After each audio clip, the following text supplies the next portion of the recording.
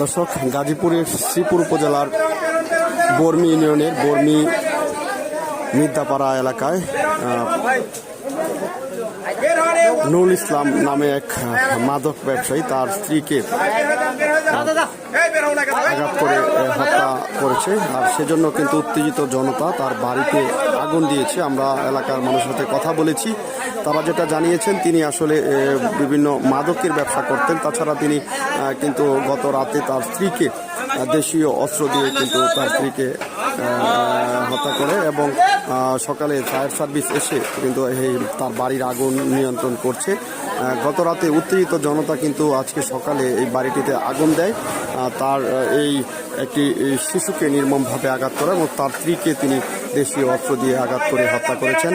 আর সেই উপলক্ষে এলাকার উত্তেজিত জনতা কিন্তু এখানে এসে তাদের সেই বাড়িতে আগুন দিয়ে দেয় এবং বর্তমান শ্রীপুর থানা পুলিশ এবং মাওনা ফায়ার সার্ভিসের দুটি ইউনিট আগুন নিয়ন্ত্রণে চেষ্টা চালিয়ে যাচ্ছে। দর্শক।